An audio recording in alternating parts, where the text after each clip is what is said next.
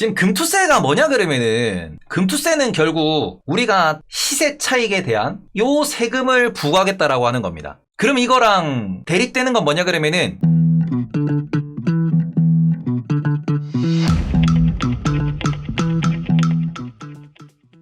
이게 거래세예요. 현재는 거래세가 존재하고요. 시세 차익에 대해서 세금을 매기겠다라고 하는 그 새로운 법안이 금투세였습니다. 금융투자 종합과세. 근데 지금 이거를 금투세를 폐지한다 그랬어요. 계획을 폐지한다 그랬습니다. 시세 차익에 세금을 걷지 않겠다라고 하는 거고 거래세를 계속 걷겠다라고 하는 겁니다. 자, 그러면은 아주 중요한 포인트는 뭐냐? 시세 차익에 대해서만 세금을 걷겠다라고 하면은 지금 여전히 문제가 되는 포인트, 그리고는 반대로 시장에서 환호할 만한 포인트가 있을 거예요. 금투세가 폐지될 때 먼저 한번 정리를 해봅시다. 1번 장점은 뭐냐 그러면은 여전히 누가 어떻게 얼마나 벌었는지에 대해서는 조사를 해야 나와요. 지금도 조사하면 나와. 조사 안 하면은 몰라요. 그래서 저는 이걸 이렇게 표현하겠습니다. 간접실명제예요, 이거. 왜 간접실명제냐? 차명 계좌를 이용해도 차명 계좌에 대한 세금이 나가지 않습니다. 내가 우리 엄마 계좌로 매수매도를 해서 돈을 벌어요. 세금 안 나가잖아. 안 걸리잖아. 내가 우리 아빠 계좌로 매수매도를 합니다. 세금 안 걸리잖아. 모르잖아. 조사가 들어와서 파봐야 합니다. 그렇기 때문에 저는 이거를 간접실명제라고 이야기를 할게요. 조사하면 나와요. 거래 내역이 남아있으니까.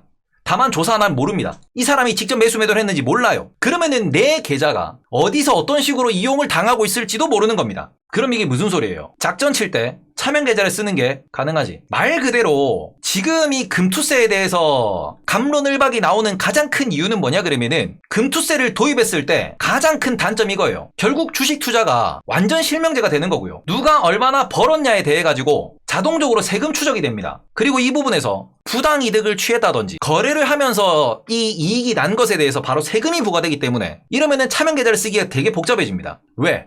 여기서 얻은 수익과 나머지 다른 곳에서 얻은 모든 수익에 대해서 모든 금융활동에 대해서 세금이 다 매겨지니까 그럼 계좌 못 빌려주지. 계좌 안 빌려주지. 이 사람이 주식으로 얼마를 들고 있는지를 뭐 국회의원 나오는 사람들은 자료 제출해야지. 청문회 받는 사람이니까. 나머지 사람들은 털릴 때나 털리는 거지. 조사는 몰라요. 우리나라 세금 부족하다 세금 부족하다 세금 부족하다 그러는데 왜 이러지? 라는 거죠. 그리고는 지금 소위 말하는 금투세를 반대하는 사람들의 논리 중에 하나가 이겁니다. 인정하는 거야 이거를. 왜? 결국 투자자들, 국내에서 모멘텀 투자하는 분들, 뭐 우리 좀 고급지 단어로 모멘텀 투자라고 발표를 하는데 이렇게 뭐 이야기를 하지만 테마주죠. 실적보다 먼저 움직이는 애들. 이런 투자가 우리나라에는 주류를 이루기 때문에 금투세를 도입하지 않으면은 모멘텀 투자가 유지가 된다라는 거고요. 금투세를 도입한다라고 하면은 모멘텀 투자는 동력을 잃게 되는 겁니다. 그렇기 때문에 작전이 됐든 세력이 됐든 아니면 그러한 수급을 분석해서 투자하는 사람이 됐든 주식시장의 고인물들은 싫어해요. 주식 투자의 고인물들은 이걸 분명히 싫어합니다. 투자하는 환경이 달라지는 거거든. 그리고 지금 이것에 대해서 금투세에 대해서 또 도입하면서도 불합리한 것도 있어요.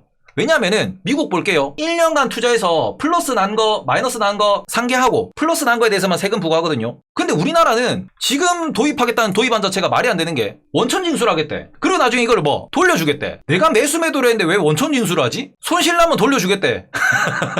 미국 같은 경우에는 1년 그냥 상계 처리하기 때문에 연말 되면은 손절 물량이 많이 나와요. 연말 되면. 그런 것 때문에 제뉴얼 이펙트라는 단어도 나오는 거고 그게 일종의 수급 이벤트로 발생을 하는 건데 연말 연초에. 1년 동안 그 플러스 마이너스를 퉁퉁 쳐가지고 그냥 세금 부과하는 이유는 뭐냐 그러면은 매번 하면은 데이터가 너무 많이 들어가고 이게 인적으로 이 사회적으로 비용이 너무 많이 들어가거든. 근데 이거를 한 번 거래할 때마다 거두겠대. 예? 왜요? 지금 금투세 안 나온 것 자체도 말이 안 돼요. 지금 금투세 자체도. 그것도 많이 고쳐야 돼. 그리고 또 뭐합니까? 미국은 미국인들을 한해서 장기 투자 시 무언 얘기합니까? 세금 감면해주잖아. 절세해주잖아. 면세해주잖아.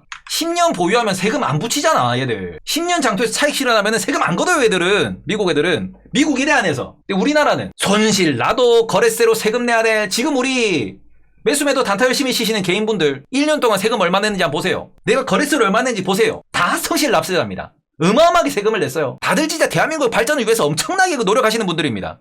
나는 돈도 많이 못 벌면서 100만원 번 사람들 세금 평균적으로 200만원 300만원 내요. 내 100만원 벌었는데 다 내가 매수매도 해가지고 치열하게 그 단타 쳐가지고 그 번 돈의 대부분을 다 거래세로 주는 거야.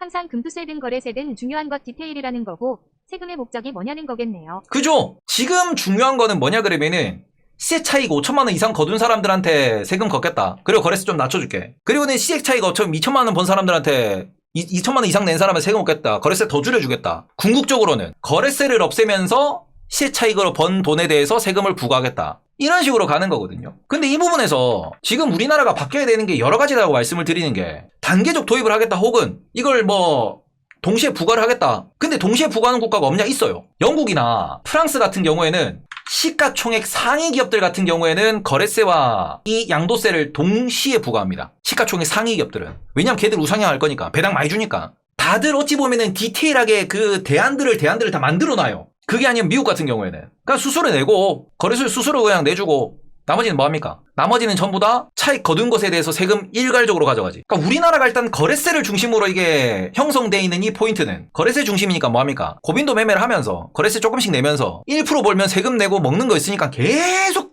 다들 트레이딩 많은 거야. 우리나라의 지금 시장 자체가 그렇게 만들어져 있는 거예요. 그러니까 이런 부분에서 이거를 거래세를 어떤 식으로 줄여나갈 것이며 금투세를 어떤 식으로 도입을 해가지고 중간에 어떤 부분에서 예를 들어가지고 코스피 200에 들어있는 종목이랑 코스닥 150에 들어있는 종목은 그대로 거래세 냅두겠다. 왜? 그거는 지수를 흔들 수 있는 포인트니까. 그리고는 우리나라 사람들은 장기 투자하면은 면세 혜택 주겠다. 장기로 투자하세요. 기업 공부 열심히 하셔서. 그렇게 가도 되는 거거든. 근데 이런 부분에 있어가지고 지금 시장이 어찌 보면은 이게 성숙해 가는 과정에서, 선진화되는 과정에서 진통이 나타나는 건 어쩔 수가 없습니다. 근데 핵심은 뭐냐 그러면은 결국 금투세가 됐든 다른 방법이 됐든 금투세를 도입하자. 아니면은 다른 식으로 막으면 돼. 뭐를? 이거를 더럽고 치사하게 내부자 거래하면서 행님 이거 아시죠? 맨날 영화에 나오는 거 있잖아. 작전이니 세력이니 하는 거. 차명계좌 거래해가지고 하는 거. 상속세, 소액주주 보호, 시장 투명화, 금융선진화 등등 그냥 미국 장아제 국장하겠어 같은 세금에 그러니까 그런 부분에서 하나씩 바꿔나가야 된다는 거예요. 오늘 좋은 얘기도 했더만 오늘 그 얘기도 나왔잖아요. 금투세 폐지 플러스로. 뭐 얘기 나왔어요? 상법 개정. 매우 중요한 겁니다, 이거. 법을 전공하신 대통령이기 때문에 이게 무슨 문제가 있는지를 알고 있는 거야. 회사의 이사회는 회사를 위해서 일을 한다라고 돼 있습니다. 그런데 그 부분을 회사의 이사는 주주를 위해서 일한다라고 바꾸면 돼요. 그 단어 한마디만 바꾸면 돼. 그러면은 지금처럼 회사를 사유화할 수가 없어집니다. 상법 개정을 하면서 무엇? 우리가 맨날 얘기하는 거버넌스. 소액주주 보호가 이거잖아요, 거버넌스. 그리고 추가적으로 뭐합니까? 정보 투명화. 정보 투명화 이것도 계속해서 해나가고 있습니다. 잘하고 있다고 생각해요. 배당 관련돼가지고 공시 의무해라. 더 중요한 건 정치인들이 그걸 제대로 만들 거라는 믿음이 1도 안 생긴다는 거. 국회에서 통과시키는 것만 봐도 특수. 그것도 문제가 있긴 한데, 저는 정치적 성향은, 네, 저는 그냥 돈 되는 편, 우리 편이기 때문에, 어떻게든 되겠죠. 근데 우리가 목소리를 내야 된다라고 말씀드린 건 이겁니다. 지금 보시면은 배당에 대해서 투명화하고 있죠. 그리고는 뭐예요, 지금? 대주주 매도 2024년 6월인가부터 사전 공시로 바뀝니다. 그리고 지금 이번 정권, 지난 정권 통틀어가지고 계속 바뀌고 있는 것 중에서 제일 이제 잘하고 있는 건 뭐예요? 전환사채 장난질 못하잖아. 전환사채 이것도 뭐합니까? 전환사채를 실제로 우리가 주식으로 바꿀 때, 전환할 때, 이거 사전 공시죠. 이런 것들 계속 바뀌고 있는 거야, 지금. 점점 투명화되고 있어요. 제자리 걸음 아니에요. 바뀌고 있습니다. 매우 중요해요.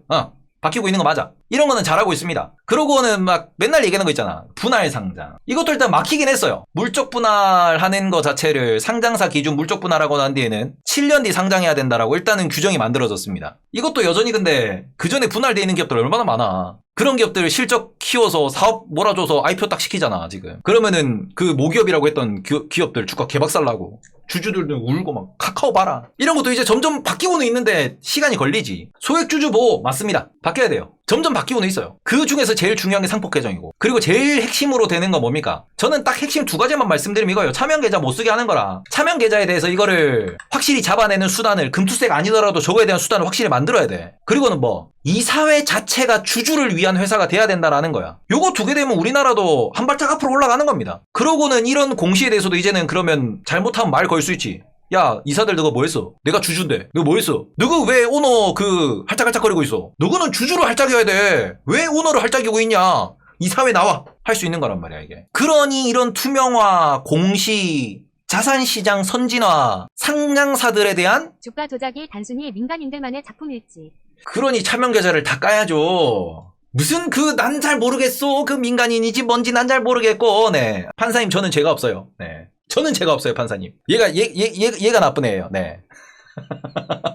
이런 부분에서 장기 투자해서 세금 감면해준다. 중요한 겁니다, 이런 것도. 어찌 보면은 FM 있잖아. FM 있어요. 맨날 이런 얘기하면 그럽니다. 대류법이 어쩌고 저쩌고. 그 영미법이 어쩌고 저쩌고. 이런 얘기도 해요. 우리나라는 이게 안 됩니다. 이 영미법이기 때문에 그런 게 가능하고 대류법은 안 됩니다. 안 되는 게 어디 있어, 하나씩 바꿔나가는 거지. 물론 우리나라 법 체계가 문제가 있는 것도 사실이에요. 영국이랑 미국이 특히 그 주식 쪽에 붐이 있고 아니 그냥 그런지 궁금하다고요. 저도 죄 없어요 판사님 유. 요 대륙법 기준으로 뭐 이게 법령 체계예요. 책임을 누구한테 묻냐의 그 차이일 수 있는데 영국이랑 미국의 법에서는 이거를 회사에 대해서 이사에 대해서 책임을 물을 수 있는 그런 어쩌고 법적인 베이스가 있는 거고 우리나라 같은 경우에는 일단은 법적인 베이스 자체에서 이게 소위 말하는 그 징벌적 그런 거 어렵거든. 우리나라는 하나하나 명시를 해가지고 하나하나 규제를 때리는 그런 대륙법을 따르기 때문에 이 법 체계적으로 법 과학적으로 문제가 있다라는 얘기는 많이들 하시더라고. 저는 뭐 법 관련된 전문가는 아니기 때문에 그건 잘 모르겠지만 그럼에도 불구하고 이런 것들을 좀 더 찝으면은 디테일을 더 추가할 수 있잖아. 처음부터 그 급투세 나왔을 때 보면 이거 막 어떻게 하면 세금을 조금이라도 더 거둘지 그걸 중심으로 지금 하고 있으니 사람들이 당연히 싫어하지. 그래서 막 이런 부분에서 지금 어찌 보면은 그 시장의 투자자들의 니즈, 우리들의 목소리, 핵심 포인트는 어디에 있다?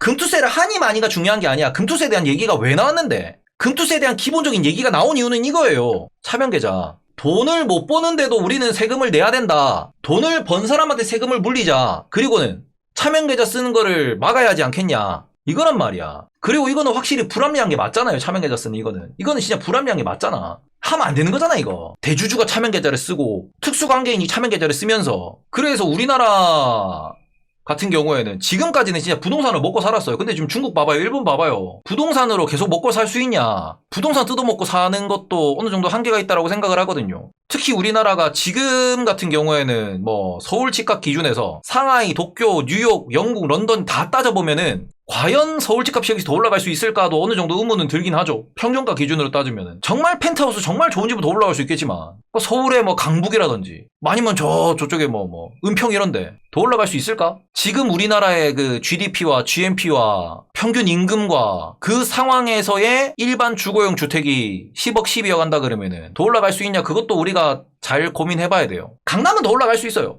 여의도, 마포 더 올라갈 수 있어요. 그 동네는. 그 동네는 투자 수요고 글로벌 수요니까. 근데 평균 가격 기준으로 보면은 부동산도 이제 더 갈 수 있냐 이거지. 막 30년, 50년 연끌해가지고 다들 사놨는데.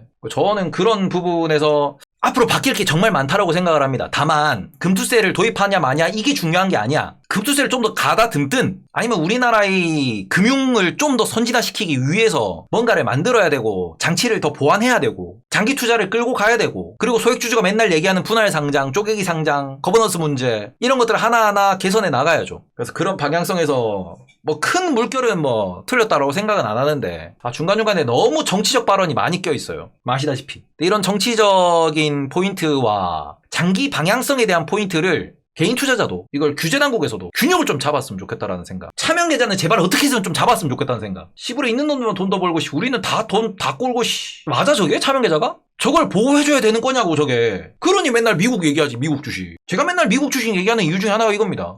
미국은 그래도 논리적이잖아. 차명계좌 관련돼가지고는 정말 막아야 한다. 요렇게 좀 말씀을 드려보도록 하겠습니다. 네, 요거는 금투세 폐지요? 예?